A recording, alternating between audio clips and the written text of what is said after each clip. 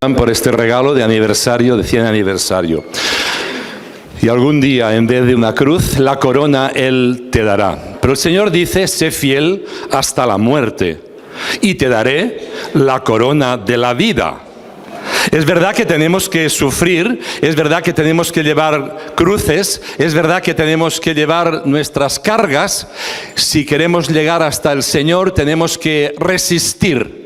Tenemos que aguantar hasta el final, hasta el último momento. Mira, hermano y hermana, lo importante no es cómo comenzaste tú en la vida cristiana. Lo importante no es esto. Lo importante no es cómo empezaste el día de tu conversión, aquello que pasó hace un tiempo. Lo importante es cómo vas a terminar. ¿Cómo vas a terminar? Y en esta mañana el Señor ha puesto en mi corazón un mensaje para compartir con todos vosotros, y se encuentra en el Evangelio de San Juan en el capítulo 11. Evangelio de San Juan, capítulo 11. Generalmente yo predico de este capítulo en los entierros. Generalmente es la muerte de Lázaro. Marta y María, las hermanas de Lázaro, están allí, y predico sobre el mensaje y sobre el versículo cuando Jesús dice: yo soy la resurrección y la vida, el que cree en mí aunque esté muerto vivirá. Predico sobre esto. Generalmente cuando leo este pasaje recuerdo los entierros que he hecho. Yo no quiero hablar en esta mañana de ningún entierro. Lo que sí quiero es en esta mañana traer la palabra del Señor a nuestra vida, y en este pasaje hacerlo práctico, hacerlo real para cada uno de nosotros. Si lo mantenéis en pie, vamos a tener algunos pasajes, no lo vamos a leer porque es largo también y quisiera concentrar el tiempo en la exposición de la palabra del Señor. Pero podéis leerlo luego en casa, todo el capítulo 11 del Evangelio de San Juan. Es maravilloso y es precioso. En esta mañana quiero yo dedicar esta predicación a aquellos que están pasando una situación distinta de lo que habían planificado. Aquellos que están pasando una situación diferente de aquello que creían que iba a ocurrir en su vida. Me refiero a aquellos que tienen expectativas en la vida que no se cumplen. Tú tal vez estás pasando una situación que dices: yo no había pensado que jamás podría pasar por esto. Algunos dicen: yo pensaba que octubre sería mejor. Y sin embargo, octubre no es mejor. Yo pensaba que el 12 de octubre las cosas se habrían arreglado y se habrían solucionado, pero no te pasa a ti. Estoy predicando a todos aquellos en esta mañana que tal vez te ha dejado tu pareja, tal vez tus hijos te han abandonado, tal vez no tienes trabajo, tal vez el contrato que anhelas no viene. Tal vez la amistad que tenías te defraudó. Tal vez tantas cosas te pueden ocurrir. Aquella puerta que estás llamando no se abre. Estás esperando soluciones y no vienen soluciones las que tú habías planificado. Muchos piensan que Dios se olvidó de ellos. Muchos dicen: si Dios existiera, esto no me pasaría. Muchos piensan esto, pero no solamente los de la calle. Algunos que estáis aquí también lo pensáis. Algunos pensáis: bueno, si Dios estuviera tan cerca y me amara tanto, no permitiría que me pasaran las cosas que me están pasando. Hay personas que han abandonado su forma de orar. Hay personas que han abandonado su forma de relacionarse con Dios. ¿Por qué? Porque han perdido la esperanza. Han perdido la esperanza en el Señor. Y ya no preguntan: Señor, si tú quieres, hazlo. Señor, sea hecha tu voluntad. Sino, ¿sabéis qué dicen? Señor, te olvidaste de mí. Te olvidaste de mí. Sé que me has abandonado. Y cuando estoy diciendo estas palabras, recuerdo las palabras de Jesús en la cruz. Él estaba en la cruz en cierto momento y dijo: Padre, ¿por qué me has abandonado? Pero esta pregunta que hizo Jesús recitando a un salmo, también la decimos nosotros en ciertos momentos de nuestra vida. En ocasiones yo puedo percibir como pastor, cuando estoy orando con los hermanos y cuando estoy acompañándoles, que esas personas tienen ese sentimiento de abandono, sentimiento de lejanía de Dios. Dios no está presente, Dios no está cercano, Dios no es actual para ellos. Lo puedo vivir, lo puedo sentir. La gente deja de creer cuando tienen una situación crítica, una situación complicada y difícil, que no esperaban que eso no les pasaría. Y ¿sabéis qué ha pasado? En el momento de la prueba, en el momento de la circunstancia difícil, han abandonado el camino, se han rendido. ¿Lo habéis visto alguna vez cuando hay gente que corre, que hacen los maratones cuando corren poco tiempo? ¿Y qué pasa? Algunos empiezan a correr, pero se rinden porque la carrera es larga, se rinden porque están cansados, se rinden porque tienen un esguince en ese momento, se rinden porque pasan situaciones diferentes cada uno. Y esto puede ocurrirte a ti en tu vida espiritual, rendirte. Algunos dicen: Dios no me contesta, pastor. Dios no me contesta. Yo hablo a Dios, pero no me contesta. He orado, he ayunado, vengo a la iglesia, vengo a todas las actividades, hago todas las cosas, voy a los consejeros de la iglesia, vengo a las barcas, vengo a las reuniones y no ocurre nada en mi vida. Hasta tal punto que cuando sentimos que las promesas de Dios han sido diferidas a otras personas y no a mí. Las promesas de Dios son para el que está a mi lado. Las promesas de Dios son para el que está delante, para el que está detrás. Pero muchos no perciben que las promesas de Dios son para sus vidas. Entramos entonces en una zona gris. Entras en una zona peligrosa de tu relación con Dios cuando estás pensando de esta manera. Cuando estás pensando de esta manera, entras en una zona de alto riesgo, porque es cuando dejamos de creer lo que dice la Biblia. Es cuando dejamos de experimentar y alabar a Dios, cuando estamos en la alabanza al Señor y lo hacemos solamente rutinariamente y no de corazón. Es cuando estáis escuchando a los pastores, a los predicadores, a los consejeros, a los que están a vuestro lado y no les hacéis caso. No hacéis caso a lo que están diciendo. ¿Por qué? Porque has dejado de creer. Has abandonado el camino de la fe. Te has convertido en un religioso, nada más. Eres religioso, nada más. Sin embargo, esto es muy peligroso.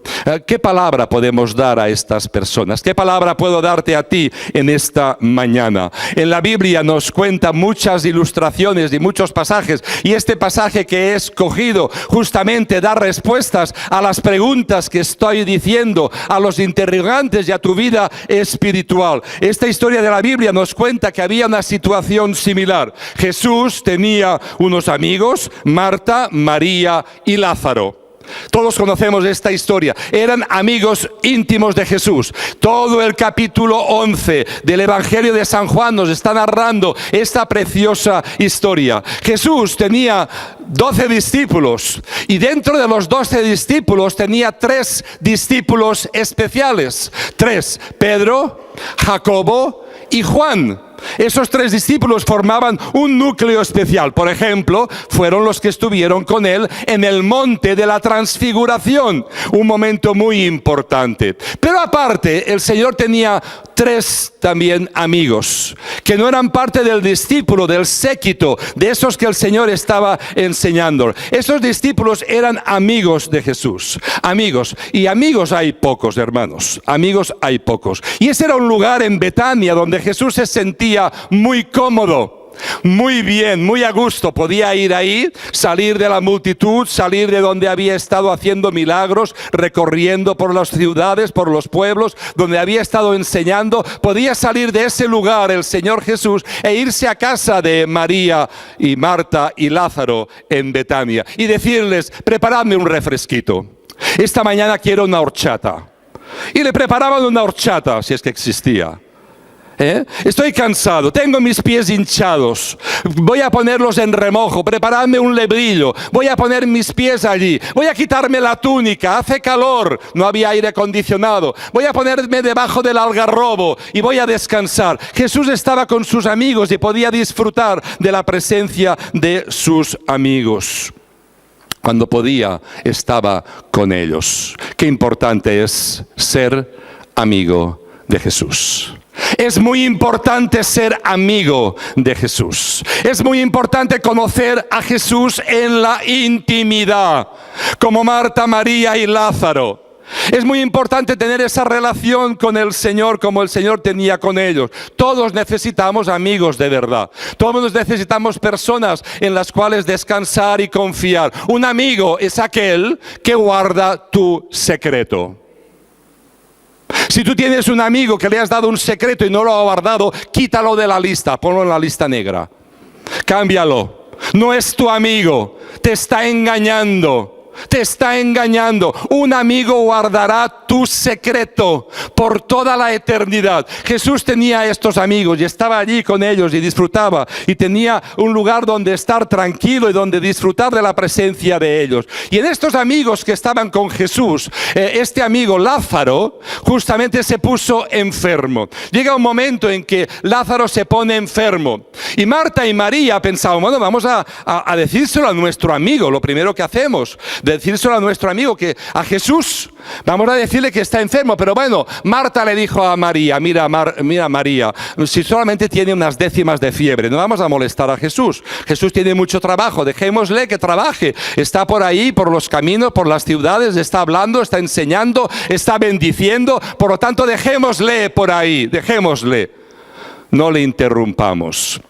Hasta que llegó un momento que Jesús estaba con la gente y recibió un papelito que le habían puesto: Lázaro está muy grave, te está esperando. Y Jesús continuó, no hizo caso. Y todos estaban nerviosos. ¿Cómo es que Jesús no hace caso? Si su amigo Lázaro está tan enfermo y ahora ya ha recibido el papelito y ahora ya los discípulos le han dicho, pero date prisa porque estamos lejos de Betania, no estamos cerca, tenemos que ir a Judea y tenemos que llegar hasta allí. Lo dice el capítulo 10 esto del Evangelio de Juan, y no tenemos que parar. Pero Jesús estaba con la gente, porque lo que más le gustaba al Señor era estar con la gente.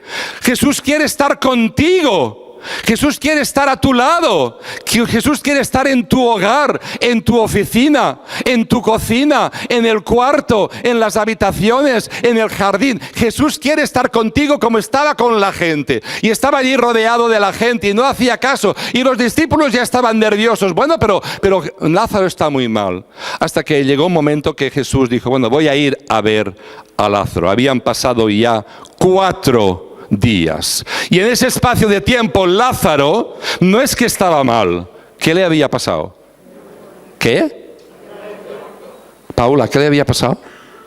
Se murió. Se murió. Y todos quedaron en shock. Mira, el amigo de Jesús, tan amiguito que era, y en el momento de la necesidad no está aquí. En el momento del dolor. 4 días en Israel de aquella época era muchísimo tiempo. Primero por la temperatura alta. Los muertos tenían que ser enterrados rápidamente. No había cámaras frigoríficas donde guardar a un muerto. Tenía que estar allí. No había hielo. Cuando yo era pequeño en Denia no había cámaras frigoríficas. Y recuerdo la primera vez que vi a un muerto rodeado de hielo. Y yo me acuerdo, era pequeño y lo vi, me quedé parado y pregunté, papá, ¿qué pasa? Dice, bueno, como hace tanto calor, han puesto hielo a su alrededor a ver si lo conservan un poquito. Pero no he podido hacer esto con Lázaro. Lázaro había muerto y habían hecho los funerales ya. Habían hecho los funerales, habían ido las plañideras, los que lloran, los que van a consolar, los que lo sienten de verdad y los que hacen la pantomima, todos habían ido. Porque en el entierro va todo el mundo, ¿sabéis? Hay personas que se mueren y ese día todo el mundo es buenísimo, qué bueno era. ¿Por qué no se lo dicen en vida? Díselo que está a tu lado, qué bueno eres, díselo. No esperes a morirte. Jacqueline, dilo de corazón a tu marido, que te he visto.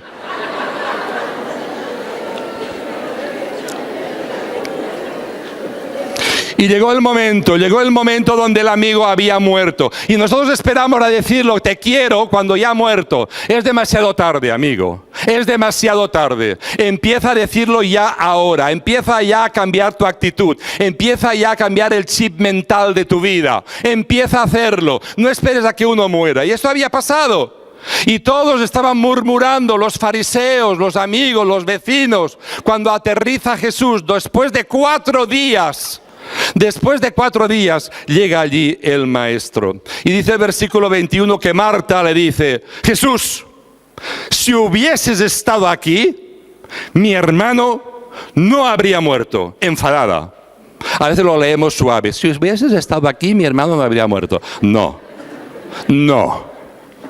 Me la imagino súper enfadadísima con el maestro. No solamente Marta, el versículo 32 lo repite. Pero lo dice María. María dice, Señor, si hubieses estado aquí, mi hermano no habría muerto. Hay un versículo que me fascina y es el versículo más corto de la Biblia que se encuentra ahí, en el capítulo 11 de Juan. Versículo 35. Un versículo muy profundo y dice lo siguiente. Y después de todo eso, Jesús lloró. Jesús lloró. Y cuando leemos el contexto bíblico, dicen los amigos de Jesús, pensaron, bueno, está llorando porque ha muerto su amigo. Mirad, hermanos, yo he llegado a una conclusión. Yo he llegado a la conclusión de que Jesús lloró no porque había muerto su amigo. Lloró por ver su corazón. Lloró por ver dónde estaban ellos espiritualmente. ¿Por qué tardó Jesús 4 días en ir?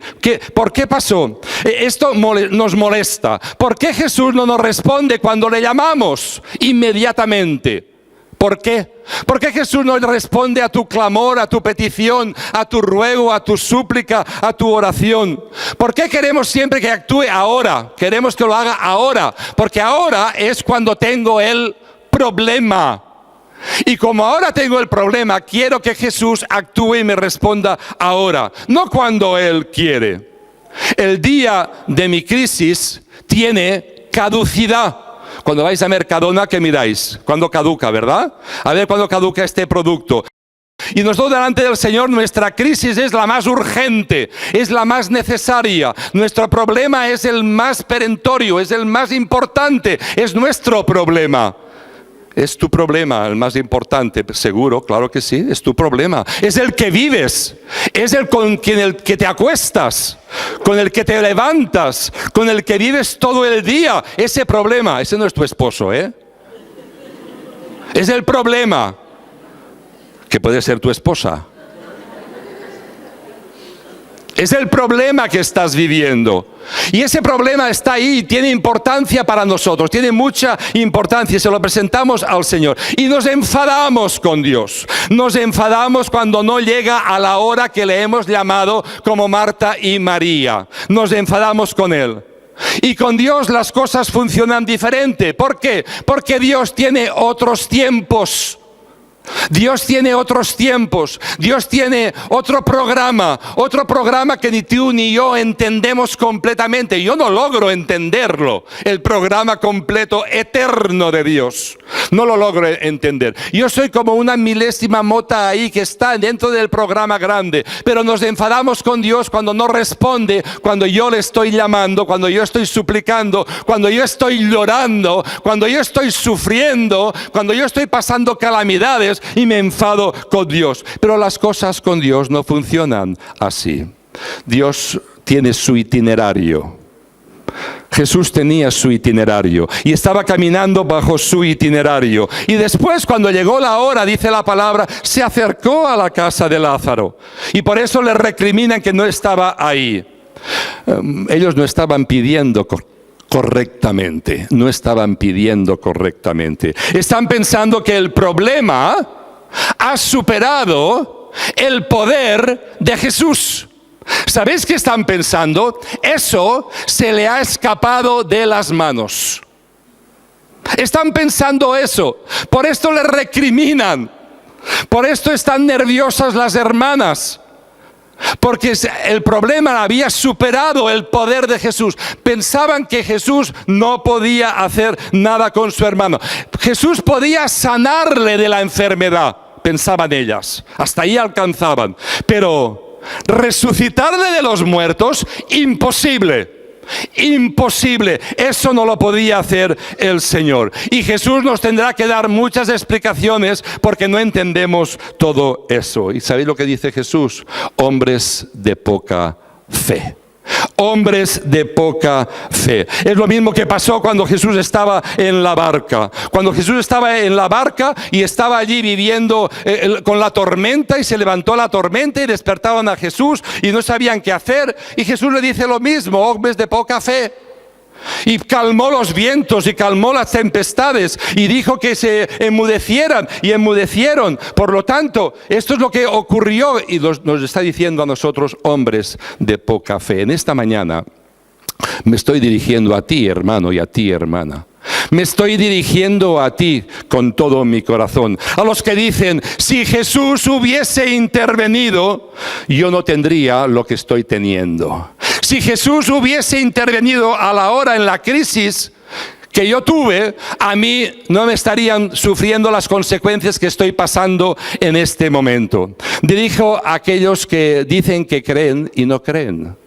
Dirijo la palabra a aquellos que dicen que conocen al Señor, pero no conocen al Señor. Porque ahora viene un momento importante. Jesús lloró. ¿Por qué Jesús lloró?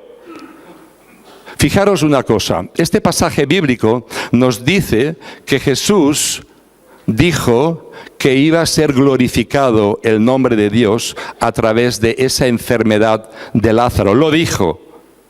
Es más, luego dijo otras cosas. No está muerto, está dormido. Y tuvo que explicarles qué significaba todo esto. Es decir, ¿tú llorarías si sabes que una persona va a resucitar? Yo no. Si sé que va a resucitar, ¿por qué llorar? ¿Por qué iba a llorar en este momento? Imposible de llorar, porque sé que va a resucitar. Está llorando porque sus amigos ahora están dudando de él. Están dudando de la capacidad sobrenatural que Jesús tiene, mucho más allá del Jesús normal que anda por ahí por la calle. Muchos piensan que Jesús es un Jesús tan sobrenatural que no es real, pero Jesús es real. Jesús conoce tus necesidades, Jesús conoce tus problemas, Jesús conoce tu crisis y llora cada vez que dudamos de Él. Yo le he preguntado al Señor, Señor, ¿qué es lo que mi iglesia necesita en esta mañana? ¿Qué es lo que cientos de personas que miran los programas y nuestros cultos por internet necesitan en esta mañana? Y el Señor me muestra que hay tristeza en el corazón de Dios porque hay gente que deja de creer.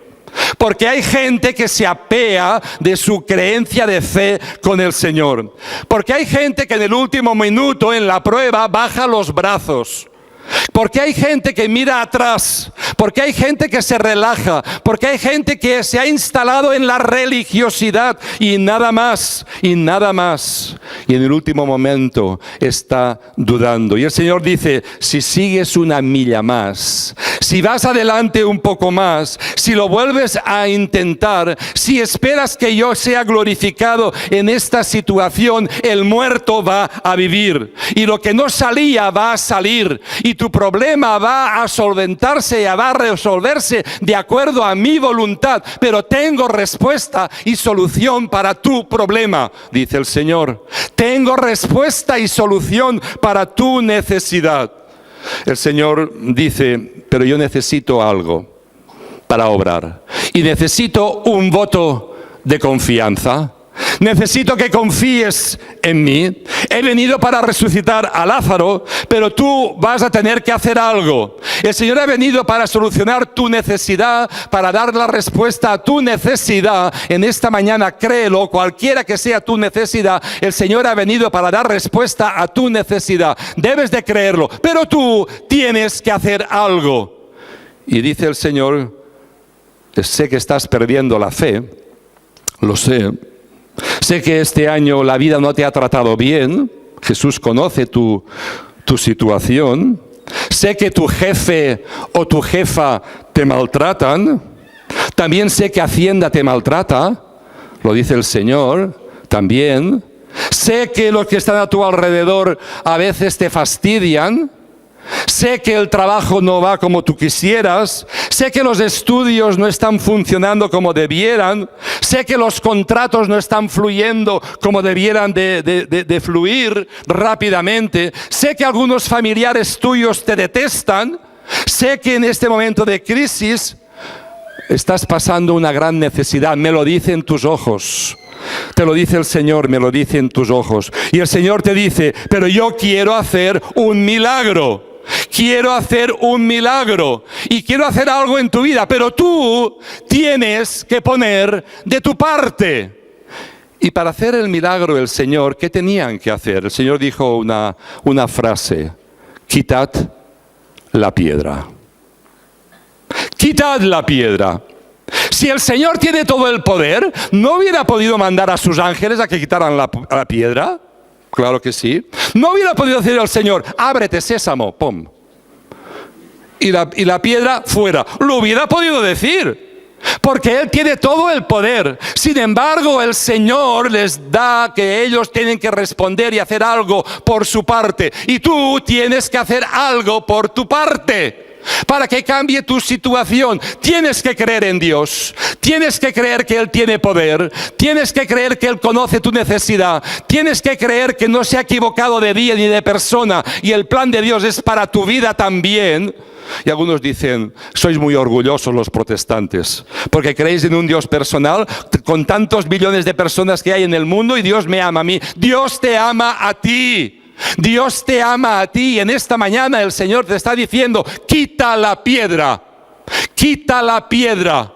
Quita la piedra que está obstaculizando que el poder de Dios se desarrolle y se complete en tu vida. El Señor dice, yo quiero hacer el milagro, pero tú tienes que quitar la piedra ya ahora mismo.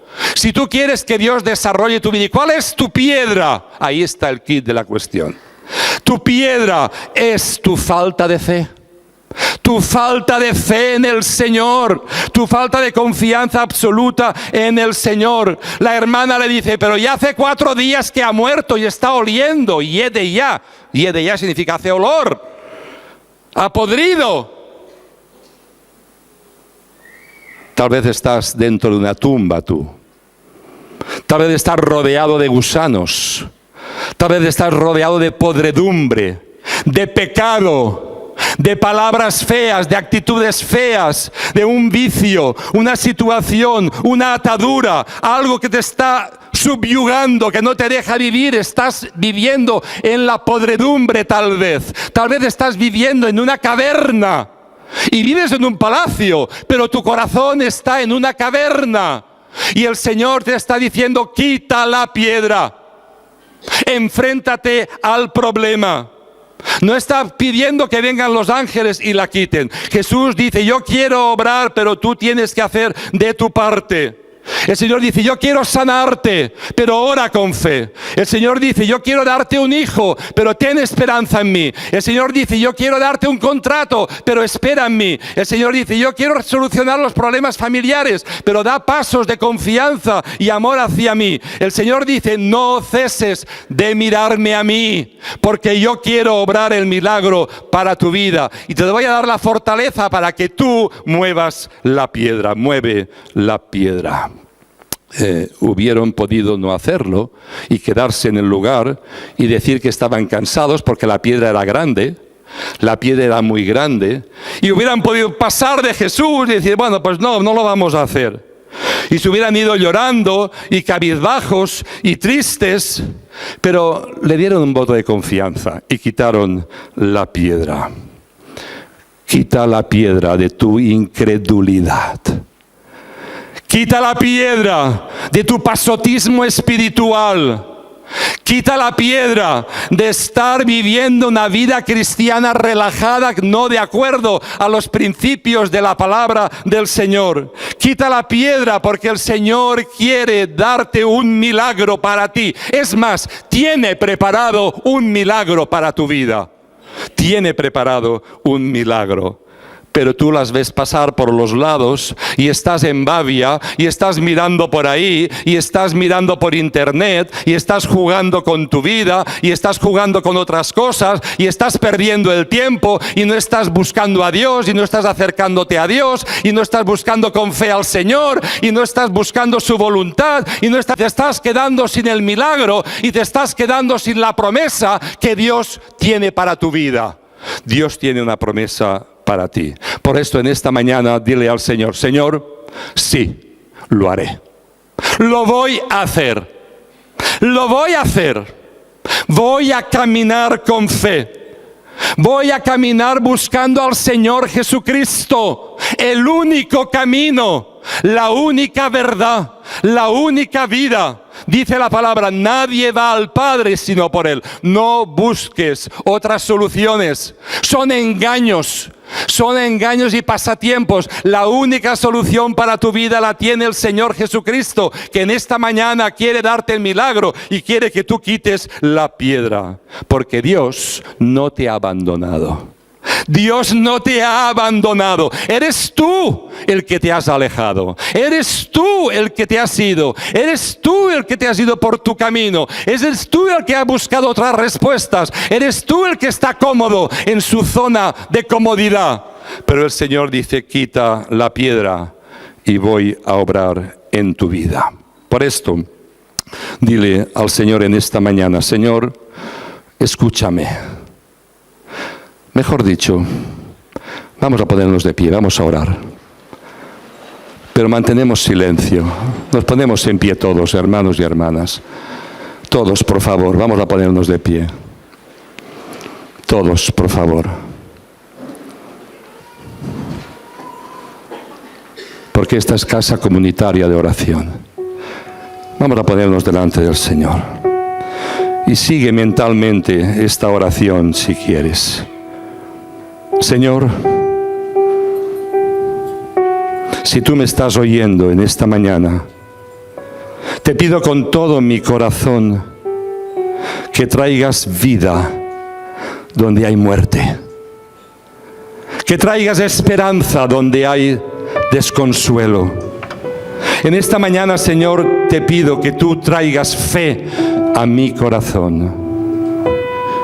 Padre, yo quiero mover la piedra. Yo haré de mi parte. Por eso te pido perdón por haber dudado de ti, por haber desconfiado, por no haber cuidado mi vida espiritual como debiera, Señor, por instalarme a veces en la religiosidad, en los programas de la iglesia, olvidando que tú eres el que está ahí, tú eres el único autor de la fe.